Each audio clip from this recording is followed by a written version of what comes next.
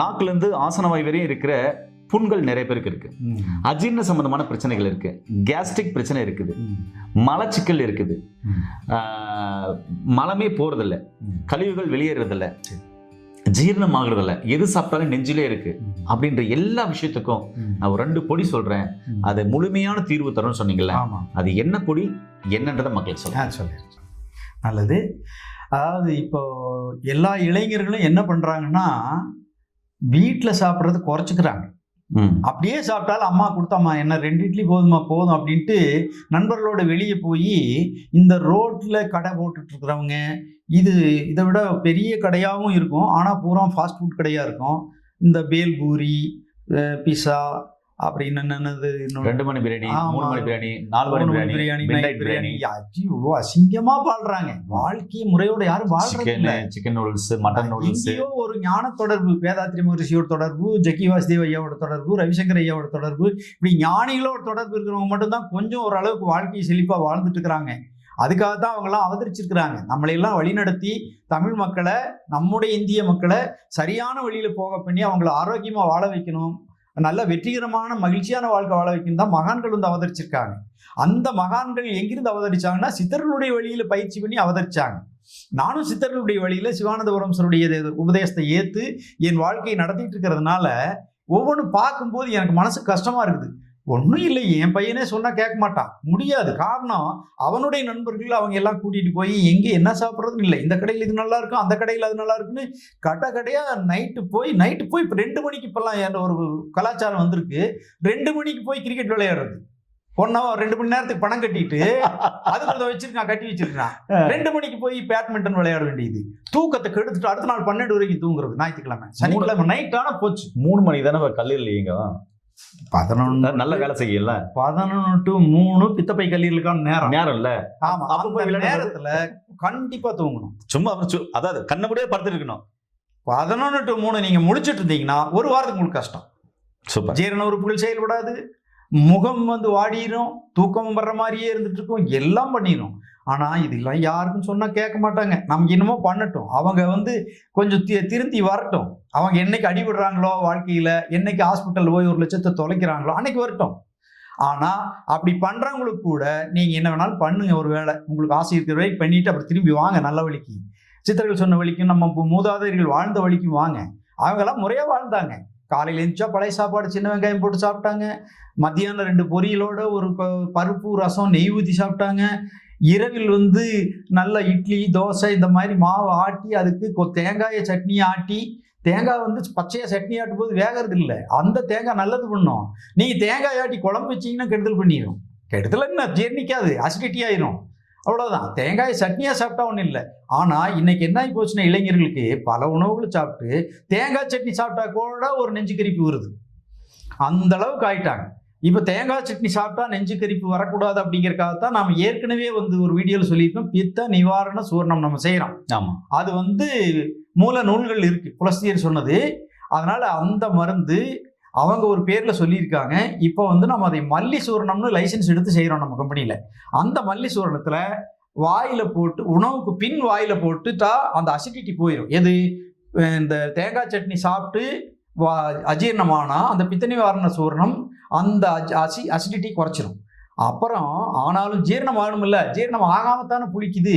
அப்படி ஜீரணம் ஆகிறதுக்கான ஒரு மருந்தை பத்தி தான் நம்ம இப்ப சொல்ல போறோம். சொல்லுங்க. அதாவது அஷ்டசூர்ணம்னு பேரு. அஷ்டசூர்ணம். ஆமா, அஷ்டசூர்ணம் அப்படிங்கிற பேர் வந்து ஆயுர்வேத சாஸ்திரத்துல இருக்கு. சித்த சாஸ்திரத்துல எப்படி இருக்குன்னா அட்டாதி சூர்ணம் இருக்கு. எல்லாம் ஒண்ணுதான், பேர் வந்து தமிழ்ல இருக்கு, அது வந்து சமஸ்கிருதத்தில் இருக்கு. இது நாடு முழுவதும் தெரியும், உலகம் முழுவதும் தெரியும்.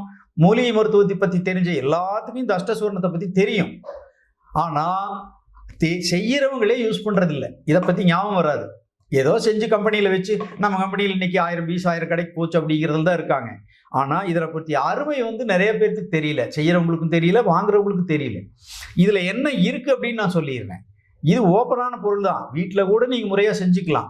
சுக்கு தோல் சீவிடணும், மிளகு வறுத்துடணும், திப்பிலி வறுத்துடணும், சீரகம் லேசா வறுத்துடணும், சுத்தம் பண்ணி அதை பொட்டெல்லாம் நீக்கி வறுத்துடணும், கருஞ்சீரகம் வறுத்துடணும். சுக்கு மிளகு திப்பிலி சீரகம் கருஞ்சீரகம் ஓமத்தையும் போட்டு நீக்கி வறுத்துடணும். இந்துப்பு பெருங்காயம் பெருங்காயம் நல்ல தரமான பெருங்காயம் போடணும். அப்பதான் அது அந்த சூரணத்தை வந்து உப்பு மாதிரி நல்லா வேலை செய்ய வைக்கும். இன்னைக்கு என்ன விலைக்கு வேணாலும் ஜிப்சம் கலந்த இப்போ பெருங்காயம் கூட எல்லாத்தையும் கிடைக்குது, பல கலப்படங்கள் இருக்கு. ஆனால் நாங்கள் வந்து நல்ல பெருங்காயம் நாம் இதுக்கு போடுறதுக்காக ஒரு 12,000 ரூபாய்க்கு ஒரு கிலோ பெருங்காயம் கிடைக்குது, அது வாங்குறோம். அது 26,000 30,000 வரைக்கும்லாம் இருக்கு. இப்போ நான் ஒரு கேஜி பெருங்காயம் வாங்கினப்ப சென்னையில 22,000 ரூபாய். ஆமா, பெருங்காயம் 22,000 வரைக்கும் கூட இருக்கு.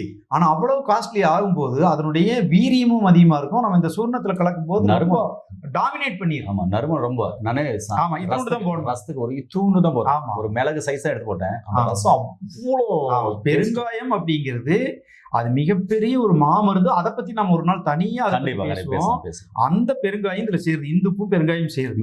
மக்கள் சொல்லும் போது யோசனை பெருங்காயம் 22,000 28,000 அப்படின்னு கடையில போனா 12 ரூபாய் 50 ரூபாய்க்கு பெருங்காயம் இல்ல.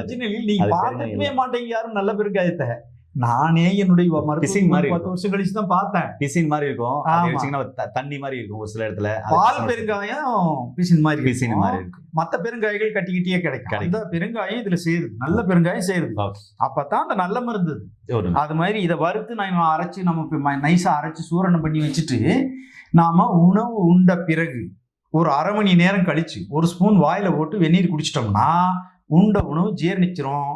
உண்ட பிசா ஜீரணிச்சிரும். உண்ட இன்னொன்னு பர்கரு இதெல்லாம் ஜீரணிச்சிரும். நீங்க சாப்பிடுங்க, எதையோ சாப்பிடுங்க, ஆனா சாப்பிட்டுட்டு இந்த அஷ்டசூர்ணத்தை வாங்கி வச்சுட்டு சாப்பிடுங்க, அது ஜீரணிச்சிரும். உங்களுக்கு தொந்தரவு பண்ணாது, கழிவா மாறாது, அது சத்தா மாறிக்கும். அதுக்கு தான் இந்த காம்பினேஷனை சித்தர்கள் ஆதி காலத்திலிருந்து வடநாட்டு முனிவர்கள் வந்து சமஸ்கிருதத்தில் எழுதி வச்சாங்க, நம்ம நாட்டு முனிவர்கள் தமிழ் எழுதி வச்சாங்க. அதனால தான் ஆயுர்வேதத்தில் அஷ்டசூர்ணம்னு சொல்கிறோம். தமிழில் அட்டாதி சூர்ணம் அப்படிங்கிற நான் லைசன்ஸ் எடுத்துருக்கிறேன். அதனால் இந்த சூர்ணம் ஜீரண கோளாறுகளை நீக்கி நன்கு செரிக்க செய்து நீ எந்த பொருளை சாப்பிட்ருந்தாலும் ஜீரணம் பண்ணி அதை வந்து சத்தா மாற்றி உடம்பை வந்து கெட்டு போகாமல் பாதுகாக்கிறதுக்காக இந்த அஷ்டசூர்ணம் இருக்குது. இதை நாம் வந்து தமிழர்கள், தமிழ் மக்கள் உலகத்துக்கு எடுத்து சொல்லணும். நம்மளும் சாப்பிட்டு பலனை அறிஞ்சு மற்றவங்களுக்கு சொல்லி வாழ வைக்கணும். அந்த மாதிரி ஒரு பலன் உள்ளது இது இன்னொரு முறையில் சாப்பிடலாம். என்னன்னா மதிய உணவில் கொஞ்சம் சாப்பாடு சுடுசோறு வச்சு சுடு சாப்பாட்டில் ஒரு ஸ்பூன் எடுத்து போட்டு பெரிய ஸ்பூனில் நெய் விட்டு பிசைஞ்சு சாப்பிட்டுட்டு அதுக்கப்புறம் பருப்பு ரசம் காயெல்லாம் சாப்பிட்டோம்னா அப்புறம் நம்ம உணவு பின் சாப்பிட வேண்டியதில்லை. அது நிரந்தரமா நமக்கு ஒரு மதிய உணவுல ஒரு பார்ட்டா போய் நமக்கு வந்து நல்ல ஜீரணிக்க வச்சிடும் சாப்பாட்டை. முதல் கவலத்தில் இது சாப்பிடணும். முதல் காலத்துல வாயில போட்டு பாருங்க, நல்ல டேஸ்ட். 1/4 ஸ்பூன் சாப்பிடுங்க. நண்பர்களே, 1/4 ஸ்பூன் சாப்பிட சொல்லியிருக்காரு. அதுக்கு முன்னாடி ஒரு வார்த்தை என்னன்னா, இனிமே நீங்க போயிட்டு பானிபூரி சாப்பிடுங்க, பீட்சா சாப்பிடுங்க, பர்கர் சாப்பிடுங்க, சிக்கன் ரைஸ் சாப்பிடுங்க, எக் ரைஸ் சாப்பிடுங்க, சரிங்களா? தாங்கடி சாப்பிடுங்க, மிட் நைட் பிரியாணி சாப்பிடுங்க, தாங்கடி சாப்பிடுங்க, அரியல் சாப்பிடுங்க, chicken kebab, mutton kebab, chicken soup, mutton soup, சரிங்களா? மிட் நைட்டில் 2 மணிக்கு பிரியாணி, 3 மணிக்கு பிரியாணி, கண்ட போன நேரத்தெல்லாம் சாப்பிட்றது, நினச்சதெல்லாம் சாப்பிட்றது. அருமா இப்போ எல்லாம் நிறைய சுகி அதெல்லாம் நிறைய வந்துச்சுல, அதில் ஆர்டர் பண்ணி நீங்கள் என்ன வேணால் சாப்பிடுவாங்க. சாப்பிட்ட பின்னாடி இப்போ நான் எடுத்த மாதிரி ஒரு 1/2 ஸ்பூன் எடுத்து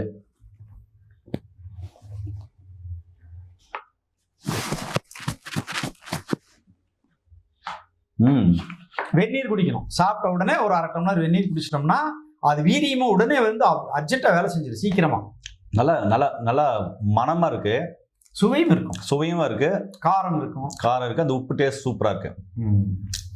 இதை அஜீரணத்துக்கு உபயோகிச்சு நீங்க இதுவரைக்கும் செஞ்ச தவறுகளால் உங்க உடம்பு வந்து அஜீரணமாய் கெட்டிருந்தா ஜீரண சக்தியை அதிகப்படுத்துறதுக்கும் சாப்பிட்டது ஜீரணமாய் உடம்புல சேர்றதுக்கும் நீங்க இந்த அஷ்டசூர்ணத்தை வாங்கி பயன்படுத்துங்க. ரொம்ப நல்ல ஜீரண சக்தி ஏற்படும். ஆனா இதுவரைக்கும் நீங்க சாப்பிட்டதுல குடல்களில் கழிவு தேங்கி இருக்கும். சிறு உடல் பெருங்குடல்ல கழிவு தேங்கி இருக்கும். அதுக்கு அந்த கழிவை வெளியேற்றணும் இல்லை. அதுக்கு தான் சித்தர்கள் வந்து இது நம்ம மலச்சிக்கல் நிவாரண சூர்ணம்னு கிளினிக்ல கொடுக்குறோம். நம்ம லைசன்ஸ் எடுத்திருக்கிறது வந்து நிலவாகை சூர்ணம்னு எடுத்திருக்கிறோம். இந்த நிலவாகை, சுக்கு, மிளகு, ஓமம், வாயுவிலங்கம் முறைப்படி சுத்தி பண்ணி அதை அதனுடைய எடைக்கு போட்டு கூட நான் என்ன பண்ணியிருக்கேன் அப்படின்னா என்னுடைய ஒரு ஆலோசனைப்படி கொஞ்சம் கருவேப்பிலையை வறுத்து போட்டிருக்கிறோம். அதனால் என்ன ஆகுதுன்னா ஸ்பெஷலாக நான் செஞ்சுருக்கிறேன். இது என்னுடைய கிளினிக் மட்டும் ஸ்பெஷலாக செஞ்சுருக்கிறேன். மற்றபடி கடைகளுக்கு கொடுக்கும்போது என்ன ஃபார்முலாவோ அதுபடி நம்ம கடைகளுக்கு அனுப்புகிறோம். இது நம்ம கிளினிக்கில் கொடுக்குறதுக்காக கொஞ்சம் கருவேப்பிலை சேர்த்து செஞ்சு வச்சுருக்கிறோம். கருவேப்பிலையும் அஜீரணத்தை போக்கும், உள்ளே இருக்கக்கூடிய இந்த நிறைய நீர்த்தன்மையாக உபேதியாகிறது தடுக்கும். அதாவது சரியாக போய் மலங்கழியினுமே ஒழிய பேதியாக மாறக்கூடாது. அதுக்காக நம்ம கருவேப்பிலை சேர்த்திருக்கிறோம். அதனால் இந்த அஷ்டசூர்ணத்தை 3 வேளை உணவுக்கு பின் சாப்பிட்டுட்டு அல்லது மதியமும் உணவுக்கு முன் நெய் கலந்து சாப்பிட்டுட்டு டேஸ்ட்டாக இருக்கும், நல்லா இட்லி பொடி மாதிரி.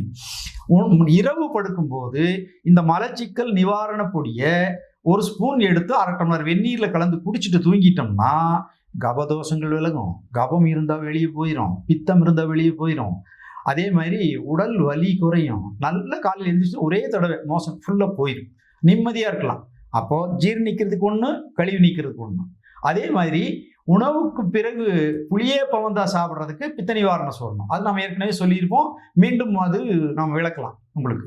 இந்த 3 பொடிகளை நீங்கள் வீட்டில் வாங்கி வச்சுக்கும் போது பெரிய செலவில்லை, இல்லை எளிமையான மூலிகை மருத்துவம். ஒரு சாப்பாடு ஒரு பிரியாணி சாப்பிட்ற செலவாகும், பிரியாணி சாப்பிட்ற செலவெல்லாம் ஆகாது, அது கூட ஆகாது. சரி, நம்ம சித்த மருத்துவத்தில் அப்படியெல்லாம் ஒரு காஸ்ட்லியான ஒரு விலைக்கு விற்க சொல்லி நம்ம சித்தர்கள் சொல்லல. மக்களுக்கு சேவை செய்யணும், மக்களை காப்பாற்றணும். தமிழ் மக்கள் தமிழ்நாட்டில் எல்லாரும் ஆரோக்கியமா இருக்கணும்னா என்ன சொல்லணுமோ அதெல்லாம் சொல்லிட்டு போயிட்டாங்க. நாம பாரம்பரிய மருத்துவர்கள் செஞ்சு கொடுத்துட்டு இருக்கிறோம். இப்ப நான் செஞ்சு கொடுத்துட்டு என்ன பண்ணிட்டேன்னா, லைசன்ஸும் எடுத்தா தான் இன்னைக்கு செய்ய முடியுங்கிற நிலைமை வந்து போது நம்ம எல்லா நல்ல மருந்துகளையும் 200 மருந்துக்கு லைசன்ஸ் எடுத்து நல்ல மருந்தா செஞ்சு எளிமையா நான் கொடுத்துட்டு இருக்கிறோம். அப்போ இதெல்லாம் வந்து இன்னும் எஸ்கேஎம்ல இந்த மாதிரி நல்ல இன்காப்ஸ் எல்லாம் கிடைக்குது. எங்க கிடைச்சாலும் ஒரு பாரம்பரிய மருத்துவர் செய்யும் போது இன்னும் நல்லா இருக்கும். நீங்க அதையும் வாங்கிக்கலாம். எங்கே கிடைக்குதோ இந்த பொடிகளை வாங்கி பயன்படுத்தி நீங்கள் ஆரோக்கியமாக இருங்க, ஜீரண சக்தியை அதிகப்படுத்திக்கிங்க, மலச்சிக்கலை நீக்கிக்கிங்க, உடம்பு கழிவுகளை நீக்கிங்க, மகிழ்ச்சியாக வாழுங்க. கழிவுகள் இருந்தால் தான் மூளை சரியாக வேலை செய்யாது. குடல் சுத்தமாக இருந்தால் மூளை சுத்தமாக இருக்கும். குடல் எப்போ கெடுதோ அப்போ மூளை கெட்டுரும். அதனால் எதுவும் கெடாத அளவு உணவு பழக்கத்துக்கு வாங்க. அப்படி ஒரு வேளை நீங்கள் சாப்பிட்ருந்தீங்கன்னா அந்த கெட்டு போனது சரி பண்ணுறதுக்கு இந்த மாதிரி இயற்கை மருந்துகளை யூஸ் பண்ணுங்க. நல்லா இருங்க, மகிழ்ச்சியாக வாழுங்க. ஏனே உங்களுக்கும் வயிறு சார்ந்த பிரச்சனைகள், அசிடிட்டி பிரச்சனைகள், மலச்சிக்கல் சார்ந்த பிரச்சனை, ஜீரணமாகலை, உடல் உஷ்ணமாக இருக்குது அப்படின்னு சொல்கிற எல்லா பிரச்சனைக்கும் ஒரு அற்புதமான தீர்வு இந்த மருந்துகள் இருக்குது. வாங்கி பயன்படுத்துங்க. நோய் நொடி இல்லாமல் ஆரோக்கியமாக இருங்க. மீண்டும் இன்னொரு பதிவு சந்திக்கலாம். நன்றி, வணக்கம். வணக்கம்.